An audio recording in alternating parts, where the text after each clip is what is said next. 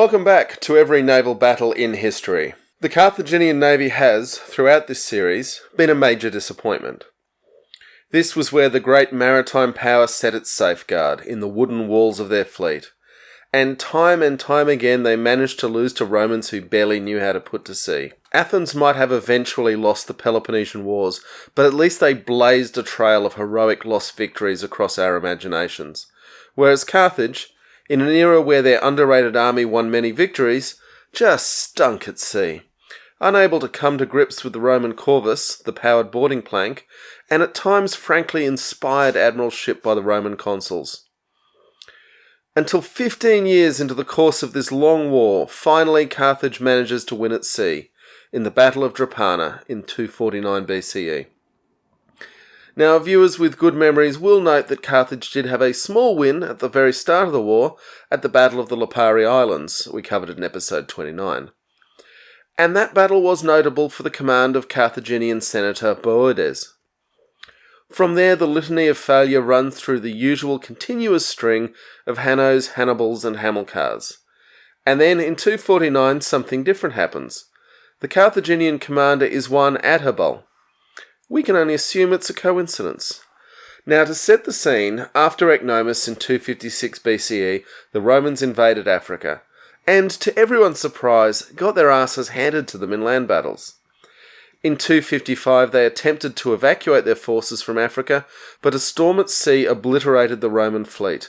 Around 384 warships were sunk, another 300 transports, and at least 100,000 men drowned. There's a lot of evidence suggesting that the Corvus weighing down the bows of the Roman ships was to blame, and it's definitely known that the Romans stopped using the miracle weapon hereafter, possibly because they'd become so good at naval warfare they didn't think they'd need it. The Romans rebuilt their fleets, without the Corvus, and continued to expel Carthage from Sicily, until only Drepana and the mighty fortress port of Lilybaeum in the west of Sicily remained in Punic hands. Two Roman consuls were in charge, Publius Claudius Pulcher and Lucius Junius Pullus, as they besieged Lilybaeum. The Carthaginian fleet at Drepana, modern-day Trapani, was extremely active, running supplies past the Roman siege. Publius Claudius Pulcher, reinforced with 10,000 new rowers from Rome, had the brilliant idea of moving his fleet north at night to catch the Carthaginians in harbour and by surprise. There is a story that he tried to divine success with sacred chickens. The chickens refused to eat, and he threw them overboard, asking if they wanted to drink instead. At the end of the night's sailing, between the darkness and the new rowers, the Roman line was a mess, spread out heading north along the coast. Carthage had between 100 and 130 quinqueremes in port, the Romans between 130 and 200. While Adherbal was caught by surprise, his ships were ready to sail, which was no small accomplishment in this era. Often it took hours of preparation to get underway. Just ask the American battleships in Pearl Harbor.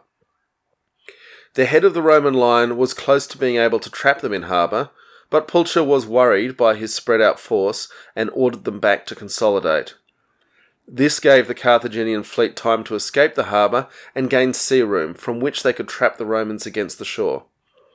The back-and-forth confusion in the Roman fleet led to collisions and fouling of the oars, all of which are bad on the best of days and terrible when a vengeful Carthaginian fleet is surrounding your flanks and pinning you to the shore.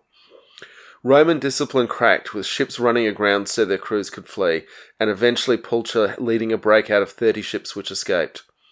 93 Roman ships were captured, an unknown number sunk, and 20,000 men killed or captured.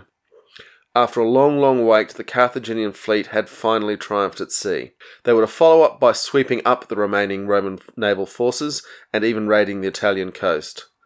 The long absence that followed of Roman fleets would see Carthage lay up its own ships and send the crews to fight as soldiers.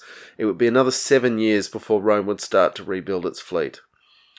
Pulcher would be charged with treason, downgraded to sacrilege over his treatment of the chickens, and would be exiled, dying soon after, possibly committing suicide. His sister Claudia was famously accosted in the streets by commoners over his failure, and remarked that she hoped her brother would lose another battle to further thin out the Roman lower classes. But the First Punic War was not over, and there are 2 more wars after that in this series.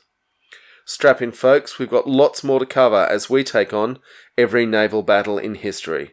Smash those like and subscribe buttons, ring that bell, you don't want to get left behind.